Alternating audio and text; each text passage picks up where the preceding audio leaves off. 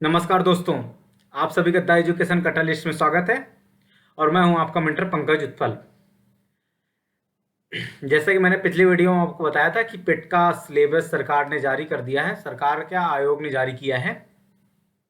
और आजकल जैसे मोदी जी रोजगार दो और कई सारे आंदोलन चल रहे हैं, तो आप ये मान के चलिए जल्दी ही आपकी परीक्षा की डेट भी आ जाएगी। और मैंने पिछली वीडियो में आपका जो भी सिलेबस था, एक एक पॉइंट मैंने वेल डिस्क्राइब किया है। तो दोस्तों, अगर कहीं पे आपको कोई समस्या हो तो आप कमेंट बॉक्स में ज़रूर बताइएगा। तो दोस्तों, ये हिंदी जो मैंने जिसमें हिंदी का सिलेबस आपको बताया था, उसका उस सीरीज का पहला वीडियो है हिंदी से संबंधित।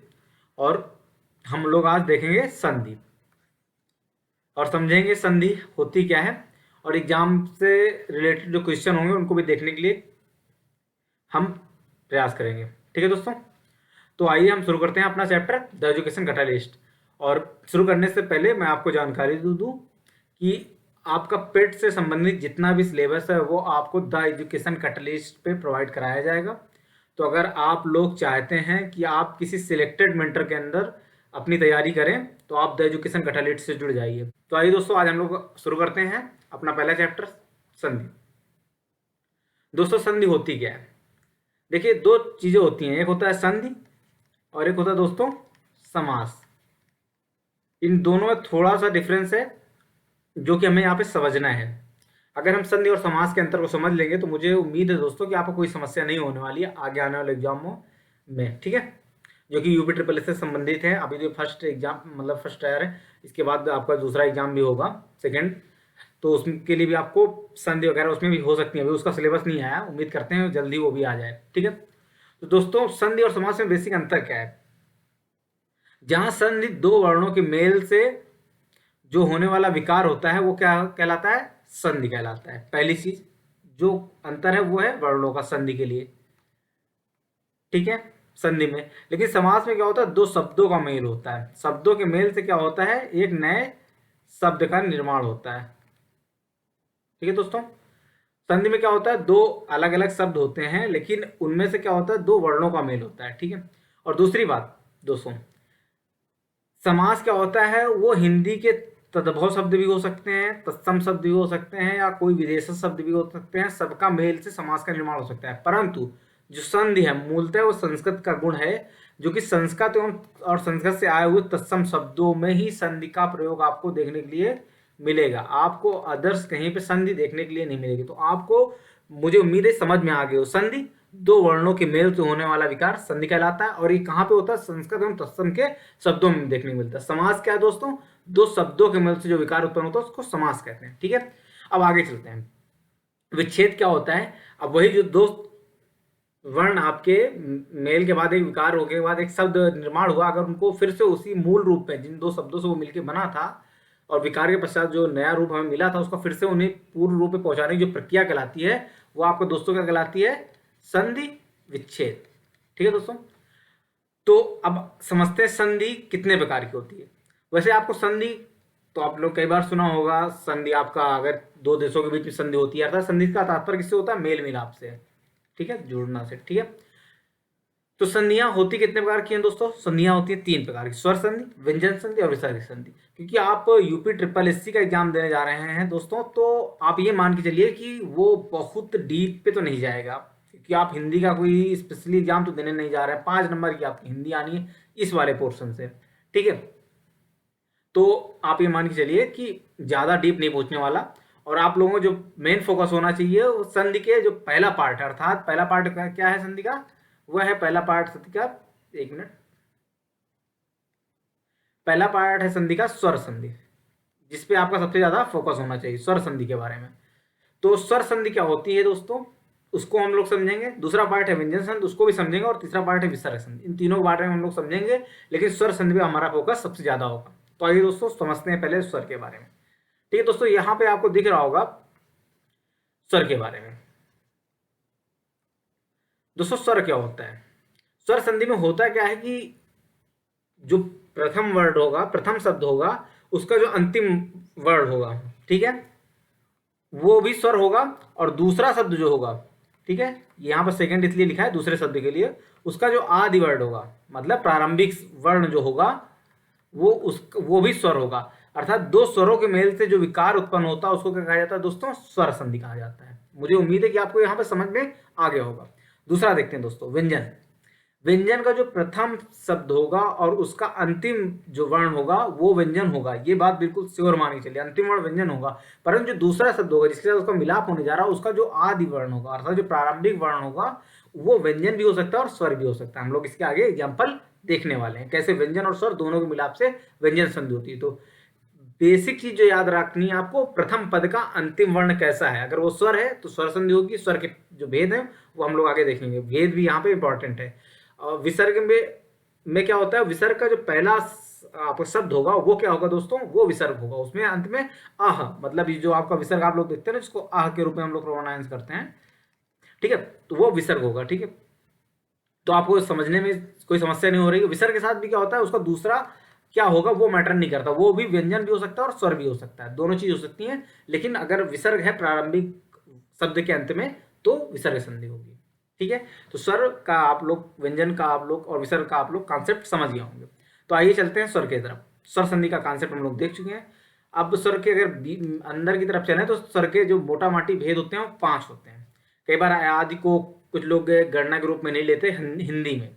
ठीक है, तो पहला भेद क्या है? दीर्घ, दूसरा है गुण, तीसरा है वृद्धि, चौथा है यण और पांचवा है आपका अयादि। ये आपके स्वर संधि के 5 भेद हो गए। देखिए भेद व्यंजन के भी होते हैं, यशत्व होता है, जसत्व होता है, ये सब, लेकिन शुद्ध होता है, लेकिन ये आपको पढ़ने नहीं, क्यों? क्योंकि आपके सिलेबस में इतना डीप नहीं जाने वाला और हम आपको वही यहाँ पर पढ़ाएंगे जो आपके लिए आने वाला है। ठीक है, अब स्वर संधि के बारे में समझते हैं। स्वर संधि होती क्या है? सॉरी, स्वर संधि तो हम लोगों ने समझ लिया क्या होती है। अब हम लोग समझेंगे उसका पहला भेद दीर्घ संधि। देखिए दोस्तों, इसमें क्या होता है, जब आपके दो स्वर आए, पहली बात तो यही है दो स्वर, लेकिन जब दो समान स्वर आए जैसे आ तो उसका क्या हो जाएगा? दीर्घ हो जाएगा, अर्थात आ आएगा तो आ हो जाएगा। ठीक है, उसका दीर्घीकरण हो जाएगा। दूसरी बात इसी में आगे जो याद समझने वाली है, अगर आ आए और आ प्लस आए तो उसका भी क्या हो जाएगा? दीर्घीकरण होगा, अर्थात आ ही हो जाएगा आपका। ठीक है, तो मतलब ये है कि आ आए इन सब के बाद क्या होगा? उसका दीर्घीकरण ही होना है। ऐसे ई आए सबका क्या होगा? अंत में ई ही हो जाना है। उ आए उसका भी क्या हो जाएगा? दीर्घ ही हो जाना है मतलब। ठीक है, तो एग्जाम्पल देख लेते हैं। जैसे देव धन अर्चन, देवार्चन का क्या होगा? इसमें आ और आ आपका मिलके क्या हो जा रहे हैं? बड़ा आ हो जा रहे हैं। ठीक है, यहाँ पे सत्याग्रह, सत्य धन आग्रह, आ प्लस आ आपको मिल रहे हैं यहाँ पे दोस्तों। परीक्षार्थी, परीक्षा धन अर्थी, इसमें आपको आ धन आ मिल रहा है। ठीक है दोस्तों, वार्तालाप आप देख सकते हैं। एग्जाम्पल आप समझते जाइएगा। आ प्लस आ दोनों आ है, छोटे वाले हैं, हस्व आ है, उसका क्या हो जा रहा है? दीर्घ आ हो जा रहा है। हस्व आ प्लस दीर्घ आ, वो आ हो जा रहा है। परीक्षार्थी में हम लोग देख रहे हैं आ प्लस आ, ये भी दीर्घ आपका हो जाएगा। ठीक है, वैसे वार्तालाप इसमें दोनों दीर्घ हैं और ये भी क्या हो जा रहा है आपका दोस्तों? दीर्घ ही रहेगा। इसके बाद हम देखते हैं कपींद्र, कप धन इंद्र, इसमें क्या है आपका ई और ई, ये दोनों क्या है? हस्व हैं और इसके बाद इसका क्या हो जा रहा है? दीर्घीकरण हो जा रहा है। ठीक है, अब देखते हैं कपीस, कपी, इसका तो ये छोटी जो आप लोग कहते हैं छोटी मतलब हास्य, इसके बाद क्या होगा? ईस, इसका क्या हो जाएगा? इसका भी अंत में बड़ी ई हो जाने वाला है, ई। ठीक है, वैसे महती इच्छा, ठीक है, इसमें भी महती धन इच्छा। ठीक है, और रजनीश, रजनी धन ईस, इसमें ई मिलेगा। गुरु उपदेश, इसमें क्या हो जाएगा? गुरु। ठीक है, उपदेश समझ में आ गया होगा आपका। उ मिलके उ हो जा रहा है। धातु उष्मा, धातु धन उष्मा, उष्मा, इसमें ये वाला उष्मा होगा। ठीक है, ये क्या हो रहा है? दीर्घ हो जा रहा है। वधुत्सव, वधु धन उत्सव, इसमें भी क्या हो जाएगा आपका? दीर्घ हो जाएगा। भूधर्व, इसमें भी वही हो रहा है। भू धन ऊर्ध्व, पितृण री री, देखिए जो बेसिक चीज है इसमें क्या होता है? री प्लस री मिलके दीर्घ री नहीं होता, क्योंकि हिंदी में दीर्घ री है ही नहीं। ये बात आप लोग याद रखिएगा। ठीक है, आइए हम लोग आगे चलते हैं। अब देखते हैं गुण संधि। देखिए इनके कुछ सूत्र भी होते हैं, वो संस्कृत में होते हैं, वो आपको यहाँ पे जानने जरूरी नहीं है। जैसे इको एड़ा जो हो गया या टका समान्य दीर्घा हो गया, तो उसके लिए आपको जितने भी महेश्वर सूत्र हैं वो पढ़ने पड़ेंगे, तो उसकी पढ़ने की जरूरत आपको बिल्कुल नहीं है। आप उनको चक्कर में मत पड़ेगा कि आप अकय सवर्ण दीर्घ पढ़ रहे हैं, वृद्धि रेच पढ़ रहे हैं, इको अड़च पढ़ रहे हैं, इचो वावा पढ़ रहे हैं, तो ये आपका पढ़ने से कोई मतलब नहीं। मैं भी पढ़ा सकता हूँ, बता सकता हूँ, लेकिन उसका कोई मतलब नहीं आपका। ठीक है दोस्तों, अब चलते हैं गुण संधि की तरफ।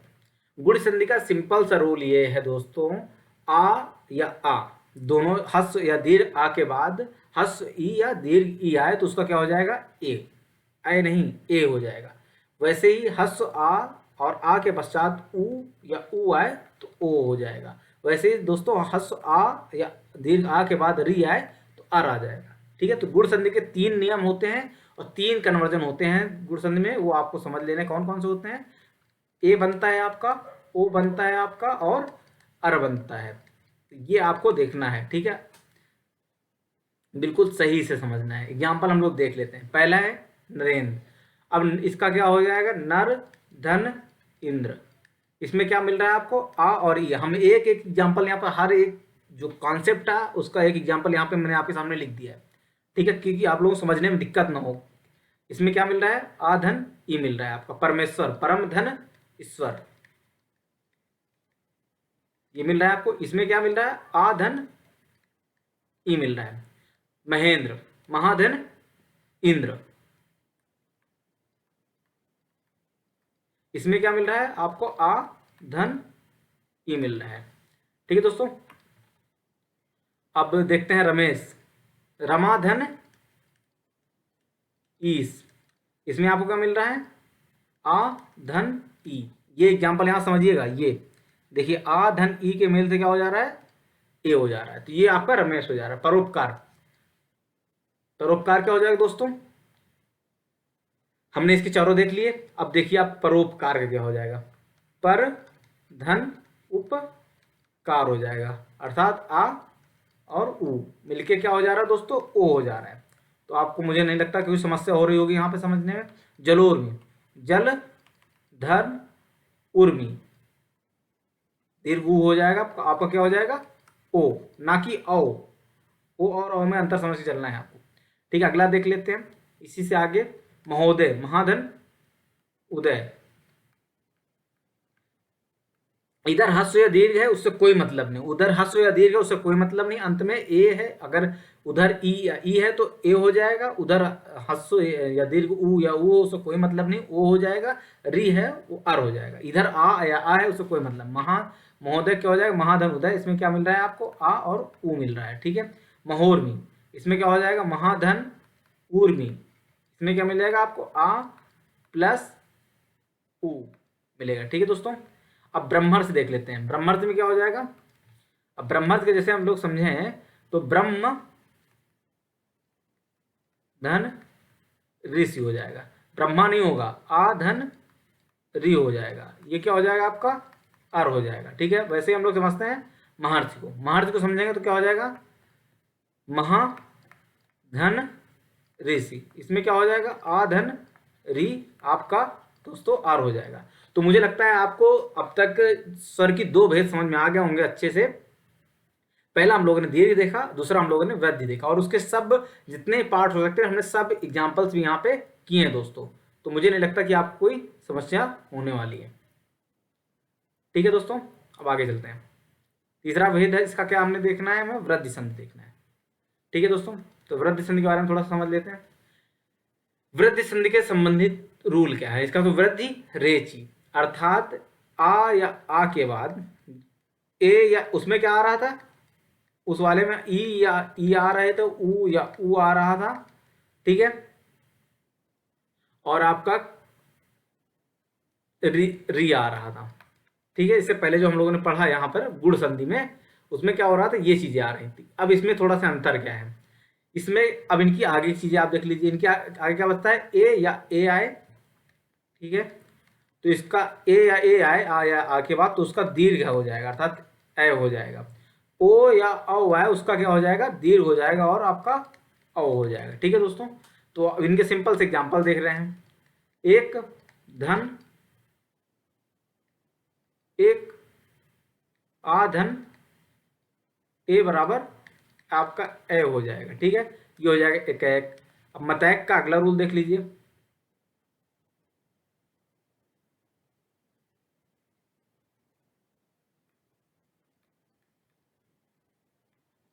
इसमें क्या हो जाएगा, आ धन ए आपका हो जाएगा ए।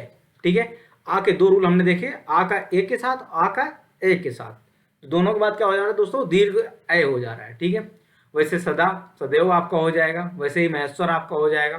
ठीक है, महाधन ऐश्वर। ठीक है, आधन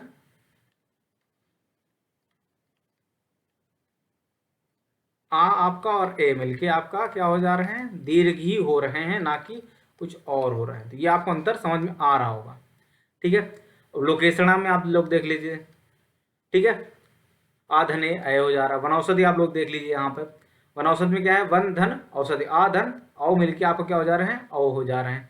देवोधार हो जाएगा। ठीक है, देवधन औदार्य। ठीक है, देवोदार हो जाएगा। वैसे महोदार हो जाएगा। इसमें क्या हो जाएगा आपका, महाधन औदार्य। ठीक है, आधन ओ। ठीक है, वैसे महाधन हो जैसे इसमें क्या मिल रहा है आपका, आधन ओ। तो इसके जो चार रूल हैं, इसमें सिंपल से दो रूल हैं, और मुझे नहीं लगता कि आप लोगों को कोई कंफ्यूजन बचा होगा। मैंने जैसा कि आपको यहाँ पर बता दिया है, ये आप समझ लेंगे तो शायद मुझे नहीं लगता कि आपको कोई कंफ्यूजन बचेगा। कि गुड़ वाले में ई उ री आते हैं, इधर वाले तो सेम ही रहते हैं, और आ। ई उ री आते हैं, और आ धन ई क्या हो जा रहा है, ए हो जा रहा है, यही इसका। ठीक है, लेकिन हस हो रहा है ना कि दीर्घ। उ आ रहा है, ओ हो जा रहा है क्या, हस, और री आ रहा है तो आर हो जा रहा है, ये गुड़ हो जा रही है। लेकिन अब हम लोग जब इसके आगे चलते हैं दीर्घ में, तो दीर्घ में क्या आ रहा है, आ, यही इसके बाद जो बना उसके बाद फिर उसको आया से मिला दिया जाए तो ए हो जा रहा है, ओ को मिला दिया जाए तो औ हो जा रहा है। ठीक है दोस्तों, आगे चलते हैं हम लोग। अगला पार्ट जो सबसे ज़्यादा पूछा जाता है, जिससे संधियाँ आती हैं, और वो आपके डेली लाइफ में बहुत सारे इसके एग्जाम्पल आपको मिल जाएंगे। इको यड़ा जिसका सूत्र होता है, लेकिन वो आपको कोई मैटर यहाँ पे नहीं करता। ठीक है, ई या ई आए। ठीक है, उ आए और री आए, तीन चीजें इनके आप लोग याद रख लेंगे तो बिल्कुल आपको बिल्कुल कोई समस्या नहीं होने वाली है। ई के बाद कोई स्वर आता है तो क्या हो जाता है, ई या ई का या हो जाता है, उ का वा हो जाता है, और री का क्या हो जाता है, रा, ना कि रा। रा मतलब हलंत है, इस मतलब क्या, आधा रा जिसको बोलेंगे। ठीक है, तो अब एग्जाम्पल हम लोग कुछ देख लेते हैं, जिससे क्या है आपको समझ में आ जाए। ई या ई के बाद ई या ई से भिन्न कोई भी स्वर आए, आ आए, बड़ा आए, जिसको आप बड़ा बोलते हैं, आ आए मतलब, उ आए, ए आए, ओ आए, सबका क्या हो जाएगा आपका, या हो जाता है। ठीक है, जैसे अत्यल का हम लोग यहाँ पे वो देख लेते हैं, अति धन अल्प हो जाएगा आपका, ई धन आ रहा है, इति धन आदि हो जाएगा। इसमें आपका क्या आ जा रहा है, आ धन आ जा रहा है। अत्युत्तम क्या हो जाएगा, अति, इसमें क्या होगा, छोटा ऊ हो जाएगा, न्यून हो जाएगा, न्यू, नु धन अन। ठीक है, सॉरी,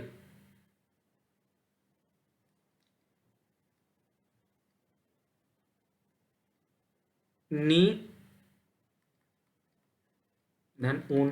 ठीक है, प्रत्येक प्रतिधन एक, आप लोगों ने बहुत सबसे ज्यादा पूछे जाने वालों में से प्रत्येक है प्रतिधन एक।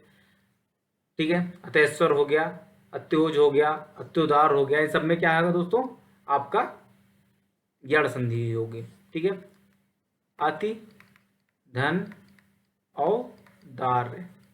ठीक है, ई और आपका औ, ये हो गए दोनों। ठीक है, आगे देख लेते हैं नदीम्बू। ठीक है, इसमें क्या है, इसमें भी सेम टू सेम वही चीज हो रही। ठीक है, नदी धन अम्बु, देवयागमन, स्त्री उपयोगी। अब इसमें क्या होगा, स्त्री, ये स्त्री है, वो ई का या हो जा रहा है। ठीक है, स्त्री, इसका अगर इसका डिवीजन किया जाए तो स्त्री उपयोगी होगा। ठीक है, ई का क्या हो गया, स्त्री उपयोगी हो गया। ठीक है, नदूर में हो गया, इसमें ऊ वाला सिस्टम हो जाएगा। सकैक हो गया। ठीक है, आपका वाण्योचित हो गया। ठीक है, ये भी आपका यण का एग्जाम्पल है। स्वयल्प हो गया। ठीक है, सुधन अल्प हो जाएगा। स्वागत ये भी सबसे ज़्यादा पूछा जाने वाला एग्जाम्पल आपका क्या हो जाएगा, सुधन उका वाह। ठीक है, अन्विक्षण हो गया। ठीक है, अनुधन इक्षण उका वाह, समझ रहे हैं ना आप लोग, अनुवीक्षण का अनु, ठीक है, धन आपका हो जाएगा इक्षण, ऊ का आपका वाह हो गया, अन्वेषण हो गया, अल्पेश्वर हो गया, ठीक है, लवोष्ट हो गया, गोवादार हो गया, वध्वागमन हो गया, ये भी पूछा जाता है, वधु धन आगमन, ऊ का वाह हो गया। ठीक है दोस्तों, तो ये आपको समझ में आ गया होगा। अगला देखते हैं आयासन। इसको कई लोग बहुत इसमें डायरेक्ट सहमत रहते हैं, पता नहीं क्यों, मुझे नहीं समझ में आता। इसमें क्या है, सिंपल सा है रूल, ए या ए के बाद ओ या औ के पश्चात कोई भिन्न स्वर आए तो ए का आपका हो जाएगा आय हो जाएगा, ए का आय हो जाएगा, ओ का